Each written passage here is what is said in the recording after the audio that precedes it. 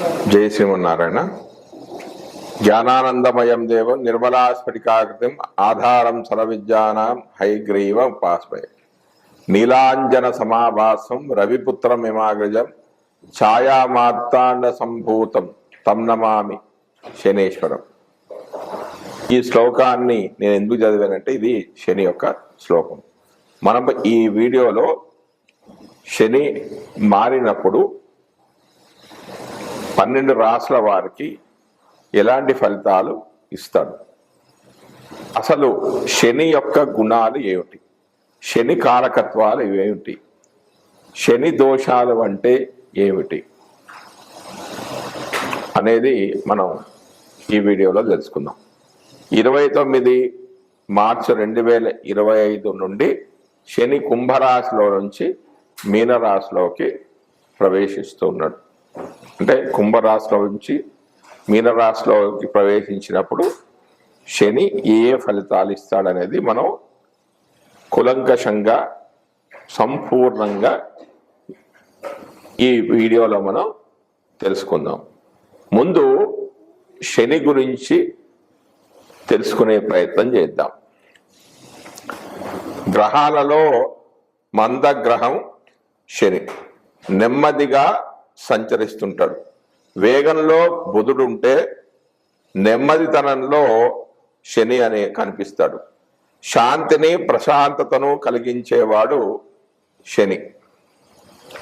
నెమ్మదితనంలో విశ్లేషణను తెలుసుకొని జీవన గమ్యంలో అంత్య వ్యవహార వరకు పరిశీలించగలిగేవాడు శని. సేవాతత్వం బాగా తెలుసుకొని పాటించేవాడు. ఈ తత్వాలనేవి వ్యక్తులవే, గ్రహం ప్రేరణ మాత్రమే. సమాజంలోనూ సేవా వృత్తులు అధికంగా ఉన్నాయి. ఉద్యోగాలన్నీ కూడా సేవ అంటే సర్వీస్ అనే పదంతో ముడిపెట్టినప్పటికి కూడా నిజమైన సేవ చేసేవారు వీరంతా కాదు అని అనిపిస్తుంది. శుభ్రం చేయడం శని యొక్క తత్వం. మనస్తత్వాన్ని శరీర తత్వాన్ని కూడా శుభ్రం చేసి ఆధ్యాత్మిక భావాలను పెంచే శక్తి శనిగ్రహానికి ఉంది. వీధులను శుభ్రం చేయడం అంటే ఉద్యోగ వ్యవస్థకు సంకేతం శని. శరీరంలోనూ విసర్జన వ్యవస్థకు కారకుడు శని. శని కారకత్వం సరైన విధంగా లేకుంటే విసర్జన పదార్థాలు ఎక్కడెక్కడే ఉండి పోతాయి, వెంటనే వ్యాధులు కలుగుతాయి. అందుకే సమాజానికి శని అంటే భయం.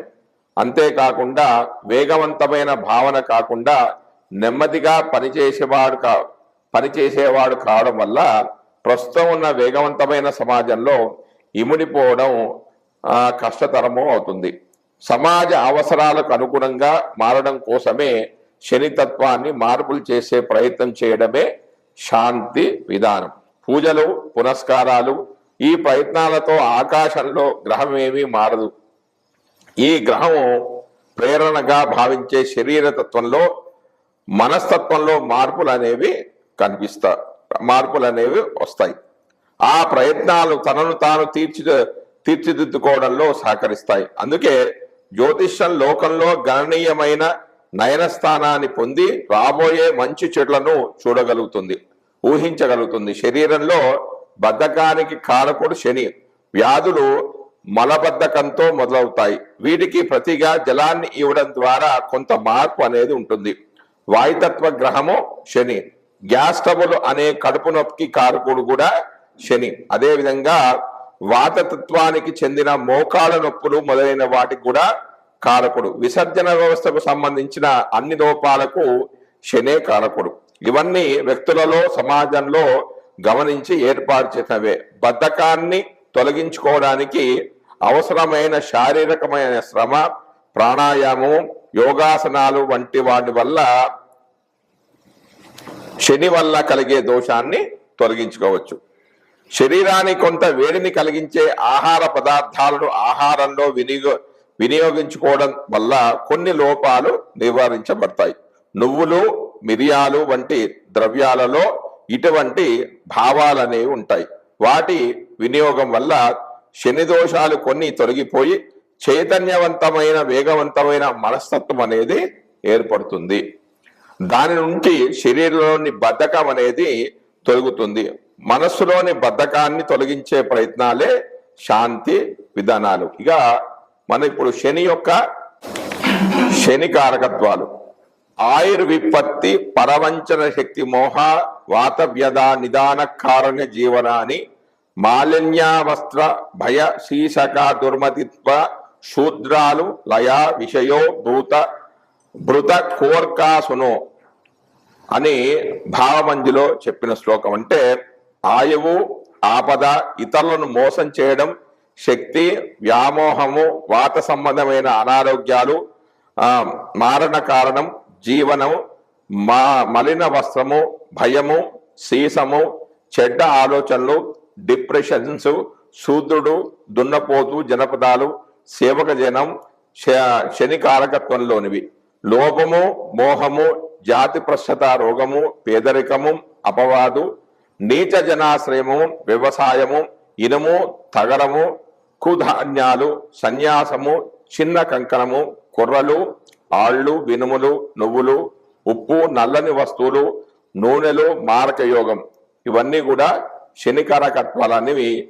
శని యొక్క కారకత్వాలని ఉత్తర కాలామూర్తి గ్రంథాల్లో చెప్పబడింది. మనం ఇప్పుడు శని యొక్క దోషాల గురించి తెలుసుకుందాం. యాదృష్టం క్రియతే కర్మ, తాదృష్టం భుజతే ఫలం, యాదృష్టం వ్యాప్యతే బీజం, తాదృష్టం శాప్యతే ఫలం.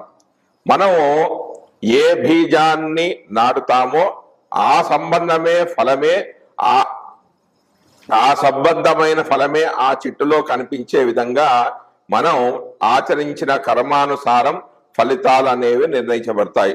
గోచార గ్రహాలలో మిగిలిన గ్రహాల కంటే గురువు, రాహు, కేతువులు, శనులు మెల్లగా నడిచేవారు కావడంతో వీరిచ్చే ఫలితాలు ఆ వ్యక్తిపై మెల్లగా ప్రభావితమై దీర్ఘకాలం ఉంటాయి. ప్రత్యేకించి శని సంచారము వ్యక్తిగత జాతకాలపై విశేష ప్రభావాన్ని చూపిస్తుంది. ఈ ప్రభావము అందరికీ ఒకేలా ఉంటుందని చెప్పలేము. సూర్యపుత్రుడైన శని చంద్రుడి యొక్క లగ్నాతు సూర్యపుత్రుడైన శని చంద్ర లగ్నాతు 1, 2, 4, 7, 8, 12 స్థానాల్లో ఉంటే కాలం పరీక్షా కాలం అనే చెప్పవచ్చు. శని ప్రతి రాశిలోనూ 30 నెలల కాలం లేదా దీన్ని 2.5 సంవత్సరాల కాలం అంటారు. 2.5 సంవత్సరాల కాలం ఉండడంతో అన్ని మెల్లగా సాగుతూ ఉంటాయి. ప్రత్యేకించి శని చంద్ర లగ్నాతు 12, 1, 2 స్థానాల్లో ఉన్నప్పుడు ఏలినాటి శని అనే పేరుతో పిలుస్తారు. శని విశేష దృష్టి కారణంగా ఒకే సమయంలో అనేక భావాలపై ఈ ప్రభావం అనేది ఉండడంతో కాలు చెయ్యి ఆడనంతగా కంగారు పడుతూ ఉంటారు. మొత్తం 7.5 సంవత్సరాలు ఇలాగే ఉంటుందా అంటే ఖచ్చితంగా ఉండదని చెప్పవచ్చు. అయితే చెడు గుర్తిస్తున్నట్టుగా మంచి గుర్తుండదంటే చెడును గుర్తుంచుకున్నట్టుగా మనం మంచిని గుర్తు పెట్టుకోలేము. కేవలం చెడును మాత్రమే తలుచుకుంటారు.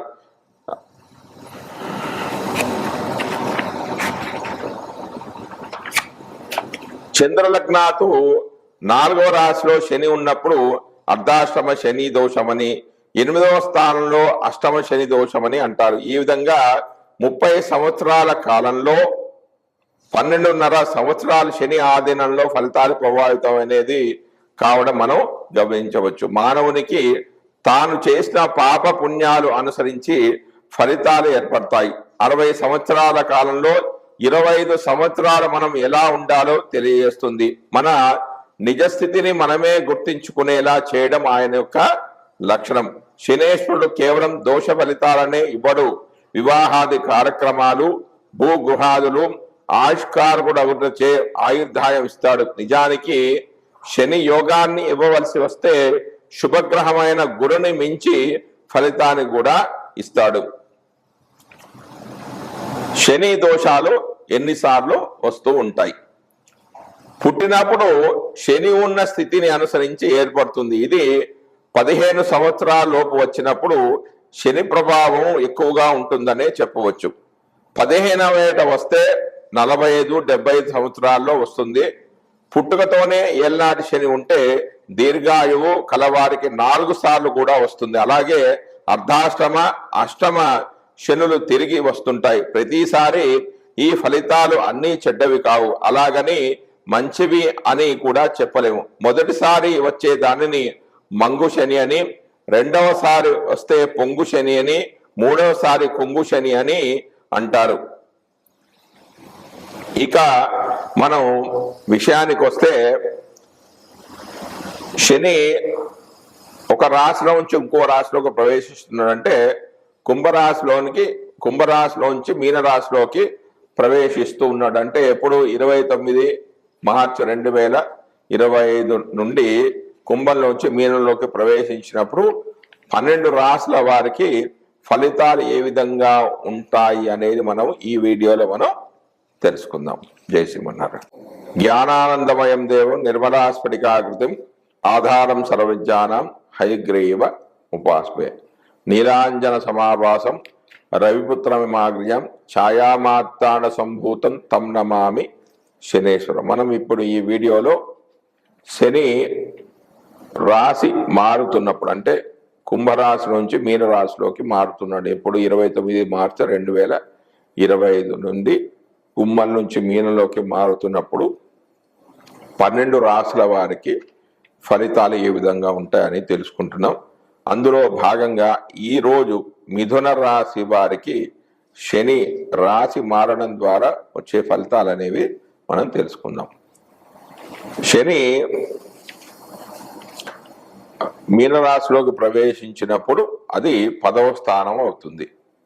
10వ స్థానంలో చెడు ఫలితాలు ఏమిటంటే కేవలం 3, 6, 11 స్థానాల్లో మాత్రమే శని శుభ ఫలితాలనే ఇస్తాడు. అంతేకాకుండా శని తాను ప్రత్యేక దృష్టి అంటే తానున్న రాశి నుంచి 3వ స్థానాన్ని, 7వ స్థానాన్ని, 10వ స్థానాన్ని కూడా చూస్తాడు. కాబట్టి ఆ ఫలితాలు కూడా అనుభవయోగ్యమే అవుతాయి.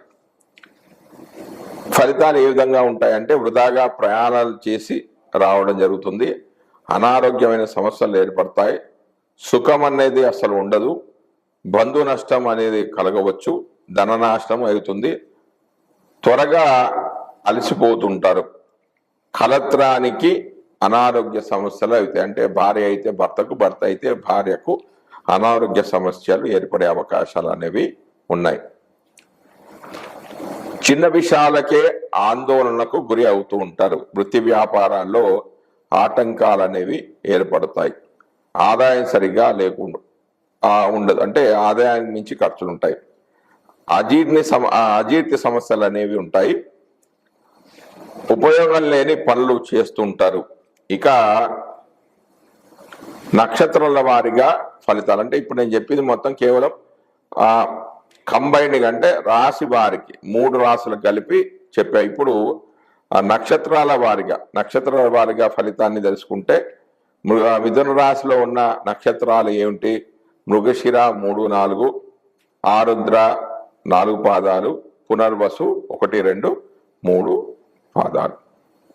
ఇప్పుడు మృగశిర నక్షత్రం వారికి ఫలితం ఏంటి అంటే, శని ఇచ్చే ఫలితాలు ఏంటి అంటే, రాశి మారడం ద్వారా ఇచ్చే ఫలితాలు ఏంటంటే సుఖాలు అనేవి కలుగుతాయి, అంటే పాజిటివ్ కలుగుతాయి. ఆరుద్ర నక్షత్రం వాళ్ళకి అన్నింట విజయాలు అనేవి సాధిస్తారు, అన్నింట్లో కూడా విజయాన్ని సాధిస్తారు. పునర్వసు నక్షత్రానికి అన్ని విధాలుగా కష్టాలు అనేవి ఉంటాయి.